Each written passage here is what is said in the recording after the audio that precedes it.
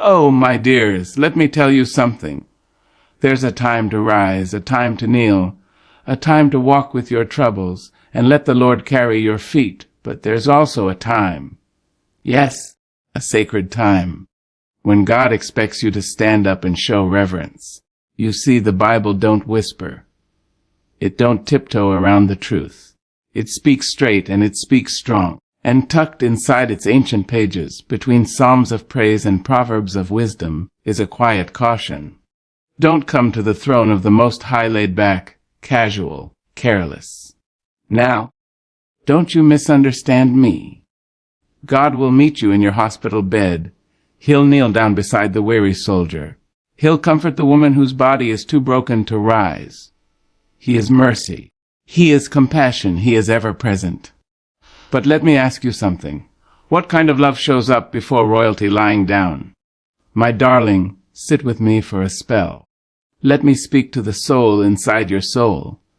Let me cradle the heart that beats behind your ribs and whisper a truth so simple, so sacred, it just might change the way you see prayer forever. You see, there's a way some folks approach God that breaks my heart. Not because God isn't merciful. Oh, he is more merciful than the ocean is wide. Not because God won't hear us in our weakest hour. Oh no, he hears the trembling breath of the widow and the groaning of the dying man. But because we've made our prayers too soft, too shallow, too sleepy. We've turned the sacred into the routine. Somewhere along the way, in our comfort and convenience, we began to treat the Almighty like a bedtime story. Like a little whisper under the sheets to keep nightmares away. And we forgot, child, that we're not just talking to a warm feeling. We're not speaking to thin air. We are standing before a throne. A heavenly throne! One paved in righteousness, wrapped in majesty, and guarded by angels who cover their faces in holy awe. Yet here we are, lying down, one leg under the blanket, one hand holding a phone, and our lips barely forming the words, God, thank you for today. Beloved, that is not reverence. That is routine. There is a quiet warning in this. A still, small voice from the pages of the Word saying, be careful how you come before me. Be mindful, be intentional. Come into my presence with honor. Because, my dear, you wouldn't walk into the office of a king in your pajamas. You wouldn't recline in your boss's chair during a meeting. You wouldn't FaceTime your earthly father while half asleep and call that connection. But we do it with God. We let our tiredness excuse our laziness. We let our beds become our altars, not out of necessity, but out of habit. Now let me be clear, clearer than the bell that tolls at dawn. God is full of grace. Yes, he is. If your body is broken, if your limbs are frail, if the only posture you can offer is a lying one, God knows. He understands. He is there beside you, closer than breath, catching your whispers and carrying them like rose petals to heaven's gates. But when your strength is intact, when your body is able, but your will is weak, that's when the warning comes. Don't give God your leftovers. Don't offer him the crumbs of your day, the murmurings of a sleepy tongue, the flickering flame of half-lit faith. He deserves your best, not because he needs it, but because your soul needs to remember who he is. Let me remind you, darling, this is the same God who walked in the fire with Shadrach, Meshach, and Abednego. This is the God who split the Red Sea in two and turned a shepherd's rod into a serpent. He is not small. He is not tame. He is not waiting to be fit into your schedule. He is God. The Psalms say, serve the Lord with reverence and rejoice with trembling. Trembling, honey. That's the soul's way of saying, I know who I'm talking to. When Jesus prayed, he did so with such agony that his sweat became drops of blood. He didn't whisper a quick request as he reclined. He didn't check a box. He poured out. He gave himself. He met the Father in truth and in agony, and he did it on his knees. So I ask you now, what posture is your prayer in? And I'm not just talking about your body. I'm asking about your heart. Is your heart kneeling? Is your spirit standing tall in reverence, or is it slouching in indifference? When we approach God like He's an afterthought, we rob ourselves of His fullness. When we speak to Him as though we are barely awake, we miss the fire. And when we lie down out of laziness rather than need, we signal to heaven that we'd rather be comfortable than consecrated. Oh, but when you rise, when you sit up in the dark hours of morning, when you pull yourself from slumber and whisper, "Here I am, Lord," you shake something. You stir something in the heavens. You say with your body what your soul dares to cry, "I honor you." God doesn't need the posture of your spine. He needs the posture of your heart. But child, don't you know the two are often married? When your body rises, your spirit follows. When your knees bend, your pride breaks. When your hands lift, your soul sings. So let us not grow lazy in our loving. Let us not pray like God is background noise. Let us come to Him awake, alert, alive. Not with a yawn, but with a yearning. Not with a whisper lost in cotton sheets, but with a cry that climbs the staircase of heaven. You are speaking to the one who formed the galaxies, the one who knitted you together in your mother's womb, the one who heard your grandmother's prayers before you were even born. He is worthy, worthy of your stillness, worthy of your silence, worthy of your posture and your praise. So tonight, before you lie down, stand up, even if only for a moment. Stand up and say, "God, I honor you with this prayer. I am not too tired to recognize your majesty." And when you do lie down in the peace that comes from reverence, not in the habit of routine. Because when you treat God as holy child, He meets you with His glory. And there is nothing, no pillow, no dream, no rest sweeter than the presence of a God who knows you stood for Him before you slept. Now come close, child. Lean in with the ears of your spirit. And let me tell you something that time and truth have both taught me. The way you position yourself before God says something about who you believe He is. Yes, it does. You may think it's just your knees, just your back, just a body bending forward. But darling, I am here to tell you the Bible doesn't waste words, and it certainly doesn't waste postures. When the Holy Word describes men and women kneeling, bowing, standing, or falling face first before the Lord, it's not to fill space on a page. It's to teach us something eternal. Moses, the man who saw God's glory dance across a mountain, did not approach Him with swagger. No. When he stood on holy ground, the first thing he did was remove his shoes, not because his feet were dirty, but because his soul recognized the weight of where he was standing. That man, Moses, knew that God was not like Pharaoh. He was not a man, not a ruler of flesh and bone. He was I Am, the unshakable, the fire in the bush, the thunder in the mountain, the whisper in the wind. So he bowed, he removed, he lowered himself, because the higher your view of God, the lower you place yourself before Him. Now, some might say, "But sister, God looks at the heart," and you'd be right. But sugar, don't you know that sometimes what's going on in the heart spills over into how you hold your body? Yes, sometimes your knees know what your mouth cannot speak. Sometimes your hands lift because your soul is reaching for heaven. Sometimes your spine bends because your pride finally broke. The Bible is full of such stories. Go on and flip the pages of your good book. You'll see Hannah pouring out her anguish at the temple steps. Her lips moved, her voice trembled, but her body stayed grounded. She was not pacing or lounging. She was laid bare in posture and in prayer. That woman knelt before the Lord of hosts, and God answered her cry with a child called Samuel, a prophet of power and purpose. And Daniel, my Lord, when he knew his prayers might cost him his life, what did he do? He didn't whisper from bed, didn't mumble between yawns. He opened his windows, faced Jerusalem, and knelt down 3 times a day. That's discipline. That's posture with purpose. That's a man who knew that bending his knees before God was more powerful than standing tall before kings. You see, the devil don't mind if you pray while lying down, if that means you're not really present. If your prayer is just a formality, just something you do before sleep takes over, then it has no fire, no force, no faith. But oh, when you kneel, when your bones press into the floor, when your back curves not from weariness, but from wonder, when your hands are not to stretch, but to surrender, then, child, the heavens take notice, because the body speaks. It says, Lord, I am beneath you. It says, I acknowledge your majesty. It says, I am your servant, not your equal. And don't think for 1 second that God ignores that kind of posture.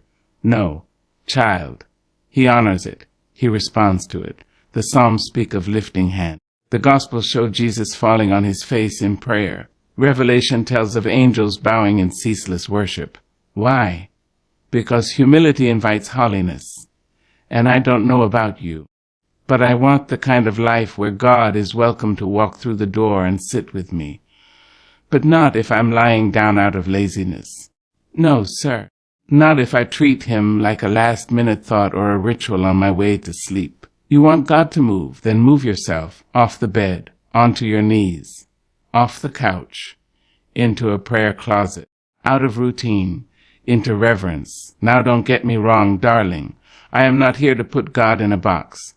He's met people in caves and in cisterns, in prisons and palaces, on dusty roads and in fiery furnaces. But when he shows up, people don't stay standing or lying down out of comfort. No, they bow, they kneel, they fall. Because when glory walks in, the body can't help but respond. It's not just about religion. It's about reverence. It's not just posture. It's proclamation. You're proclaiming with every bend in your knee, every fold of your hands, every bowed head, you are God and I am yours. In the old church, they used to say, if you can't stand, wave your hand. If you can't wave, nod your head. And if you can't do that, just let your spirit agree. But baby, they were saying something deep. Do all you can to show God you're present, you're listening, you're humbled. Don't let your body betray your spirit. Now I know we're living in an age where ease is glorified, where pray on the go is preached more than be still and know. But there's something sacred about slowing down, about kneeling on hardwood floors or bending low in the stillness of morning. It trains the soul. It tames the flesh. It reminds you you are not in control. You are not the center. God is. And when you come before him with that kind of attitude, child, you better believe the atmosphere shifts. Mountains move. Angels descend. Peace flows like oil from heaven's throne. Because when a soul kneels, the spirit soars. So don't pray lazy. Don't pray distracted. Don't pray in a posture that matches your television habits. Pray like you're meeting the Most High. Pray like he's worthy of your knees and your time. Pray like you know the weight of who he is. And if your body can't kneel, let your spirit bow. Let your heart get low. Let your thoughts stand at attention. Let your inner world rise in worship even if your legs can't carry you to the floor. But if you can kneel, then kneel. If you can lift your hands, then lift them. If you can stand in honor, then stand tall and strong. Because when you honor God with your posture, you echo the saints of old. You join with the angels. You kneel with Daniel. You bow with Moses. You worship with the elders in Revelation. You remind yourself and heaven that this isn't just prayer, this is holy ground. And child, on holy ground, we don't lie down in comfort. We bow, we kneel, we show him with every fiber of our being, you are worthy. Come close, my dear. Bring your tender heart and your listening ears, for I have a truth to share that is both ancient and evergreen. A truth that trembles on the edge of silence and thunder. A truth about the body and the soul and how the two, like old lovers, dance together in sacred rhythm. Now we live in a world that wants to divide everything. It says your mind is one thing, your spirit another, your body something else entirely. But oh, how wrong that is. The body and the soul, child, are braided together like the roots of an old oak tree, each one feeding the other, each one feeling what the other holds. And when it comes to prayer, my sweet, your body becomes the stage on which your soul performs its most intimate ballad. You may not think so. You may believe your words alone are enough, that your heart is all that matters. But I tell you this, not to shame, not to scold, but to awaken something deep within you. The posture of your body often reveals the posture of your soul. Don't believe me? Then let's take a walk through the Bible. Let us trace the footprints of those who came before us, those who knew the gravity of standing before the Most High. Look how often the scriptures mention kneeling, bowing, raising hands, falling prostrate. These are not coincidences. These are not customs. These are cries. Silent cries of the body that say what the heart is often too shattered or too awestruck to speak. When Job lost everything, he didn't just weep. He didn't just murmur a prayer. The good book tells us he fell to the ground and worshipped. Now why would a man who had just buried his children, lost his wealth, and been struck by illness choose to fall to the ground? Because the soul needed the body to say, I still trust you. Because the ache was too deep for standing. Because sometimes worship must come from the dust. And then there's Jesus in the garden. Oh, yes, let us not forget Gethsemane. The weight of the world pressed down upon him like a great stone. And what did he do? He didn't lie back and sigh. He didn't sit comfortably against a tree. He fell on his face, God in flesh, the light of the world, down on his knees with sweat like blood. Why? Because his body knew the moment was holy. Because the anguish inside him poured out, not just through tears and words, but through a trembling body laid bare before the Father. You see, the posture speaks. When a man kneels, he is saying, I surrender. When a woman bows, she is saying, I reverence you. When a child lifts their hands, they are saying, I need you. Oh, don't tell me your body doesn't matter. Because I've seen the difference between a man praying with his eyes closed and a man praying on his knees with his face in his hands. I've heard the prayers of a woman with her feet tucked under the covers. And I've heard the prayers of a woman who rose before dawn, wrapped her robe around her soul, and bent low over a Bible. And while God is gracious to hear them all, child, the ones that come with posture carry a power the others rarely know. Not because God is far, no, but because we are far. You see, we are the ones who need to be shaken awake. We are the ones who need our flesh to follow our faith. We are the ones who drift, who grow lazy, who speak holy words with sleepy hearts. And when you move your body into a position of worship, you're telling your whole self, wake up, this is sacred ground. Don't you know that posture breaks patterns? You may be anxious, but when you kneel, your soul remembers peace. You may be proud, but when you bow, your pride slips off like a loose garment. You may be tired, but when you stand up and lift your hands, strength flows in from heaven like a rushing wind. It is no small thing to change your posture. In fact, sometimes it's everything. There are seasons in life when the only prayer you can offer is a tear and a bent knee. There are days when your heart is numb, but your hands lift anyway, and somehow the lifting awakens the soul. There are moments when you're too broken to form a sentence, but your face pressed against the floor tells God everything, and He sees it. He sees the bend in your back, the ache in your knees, the shaking of your hands, and child, He honors it, because He knows that you didn't have to kneel. He knows you didn't have to stand. He knows the weight you carried just to get up and say, Here I am, Lord. And oh, how heaven responds to such posture. The angels hush, the Spirit stirs. The room, no matter how small or ordinary, becomes a temple, and your very body becomes a vessel, carrying reverence, carrying surrender, carrying love. I am not saying posture is a performance. No, not at all. God is not moved by showmanship. but he is moved by sincerity. And sometimes sincerity looks like a soul on its knees. Sometimes it looks like tired hands still lifting. Sometimes it looks like a trembling body standing tall in the face of fear and saying, "I believe you, Lord." So don't ignore the sacred dance between flesh and spirit. Let your body reflect your awe. Let your hands speak your hunger. Let your knees bear the weight of your worship. Because when you allow your posture to align with your prayer, you step into something ancient, some holy, something powerful. You step into the rhythm of every prophet, every psalmist, every humble heart that ever dared to come before the throne of grace. And you too will find that when the body bows low, the spirit rises high. So bend, beloved. Bow, rise. Let your whole self say what your mouth cannot.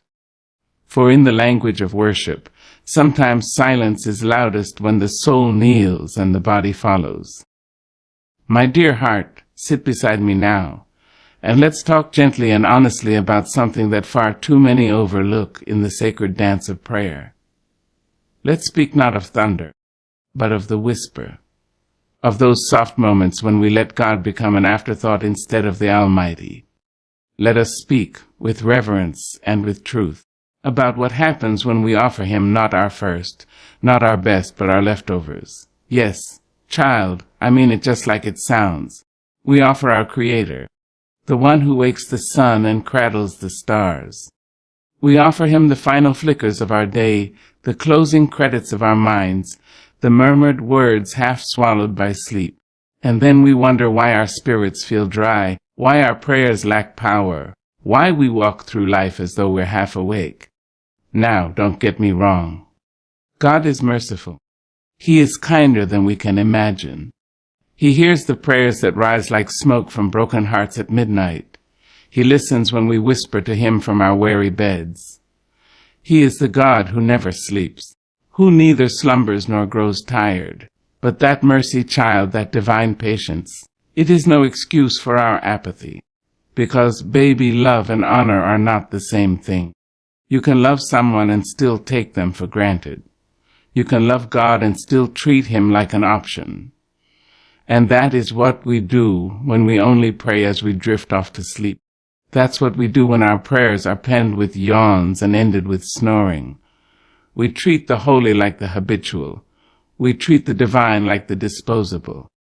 And we say, with our actions, if not our words, God, you can have what's left. But he is not a God of leftovers. He is the God of first fruits, the God of fresh oil, the God who asks for the beginning of your day, not the end of your energy. Remember Cain and Abel. One brought an offering of excellence, the very best of his flock. The other brought just some of his harvest, just a portion, just whatever was convenient, and God, in his righteousness, accepted one and rejected the other, not because he needed the lamb or the grain, but because he knew the heart behind the hand. So let me ask you, child, what are you offering him? Are you giving him your full attention? Are you rising to meet him with joy and focus? Or are you murmuring prayers with one eye closed and the other halfway in a dream? You see, when we love someone deeply, we don't give them our scraps. When you love your mama, you don't just send her a message when you remember. When you love your child, you don't wait until you're half asleep to listen to their stories. And when you love your Lord, you don't wait until your body is too tired and your mind too distracted to give him reverence. Yet that is what we do. We slide under the covers, fluff the pillow, and speak his name with lips heavy from a day full of everything but him. We pray with the TV humming in the background, with texts still unread, with tomorrow's worries already knocking at the door. And then we say we don't feel close to him. We wonder why our prayers feel dry, why our soul feels starved. But oh, child, you cannot expect him to pour down rain when you only lift your cup in the dark. He deserves better. Not because he's arrogant, but because he is worthy. Worthy of your full attention. Worthy of your clear mind. Worthy of the sunrise and not just the sunset. We spend our best energy on everyone else. We give the boss our punctuality. We give friends our laughter. We give social media our focus. And then we crawl into bed and hand God the tired sigh of a worn-out soul. That, beloved, is not love. That is duty. That is habit. That is the shell of intimacy without its fire. And it is not what God desires. He wants to walk with you in the cool of the morning, like he did with Adam. He wants to speak to you before the world has spoken its noise. He wants the part of you that is alert, alive, and ready to listen, because prayer, my sweet, is not a lullaby. It is a lifeline. It is not something to lull you to sleep. It is something to awaken you. And if we treat it like a bedtime ritual, if we treat God like a gentle tap on the shoulder instead of the sovereign of our soul, then we reduce the holy to habit. We shrink the sacred down to something we do when there's nothing left to give. But child, you were made for more than that. You were made to rise and seek. You were made to worship with your whole self. You were made to give him your best, not your leftovers. So I urge you, take a moment and reflect. Have your prayers become routine? Has God become the last thing on your list instead of the first? Are you offering him crumbs when you once offered a feast? Then rise, beloved. Start your day with him. Give him the sunrise. Give him your first thoughts, your first breath, your first moment of stillness. Let him set the tone before the world gets a chance to twist your spirit. And if night comes and you're weary, if the day has drained you, then kneel anyway. But kneel in reverence, not in routine. Let your soul speak, not just your mouth. Let your love shine through your posture, your presence, your attention, because he is not just the God of your sleep. He is the God of your breath, the God of your beginning and your end. And if you give him your best, he will pour out his. So give him the first, not the last, the gold, not the scraps, the flame, not the embers, because God, my darling, is not a side note. He is the whole story, and he deserves a heart that remembers that. Even in prayer. Come closer, baby. Sit down on the porch of your soul and be still for a while. Let the wind of truth wrap around you. Let the sun of understanding warm your bones. I've got something important to tell you. Something that might shake your slumbering spirit awake. Something holy, ancient, and alive. When you pray right, God moves. Now don't you go thinking prayer is just words falling into the air like scattered leaves on an autumn breeze. No, my love, prayer is a key. Prayer is thunder wrapped in silk. Prayer is the breath of the soul reaching back to its maker. And when it's offered in truth, with reverence, with fire, it shakes heaven and causes angels to stand at attention. But there is a difference. Oh yes, a difference.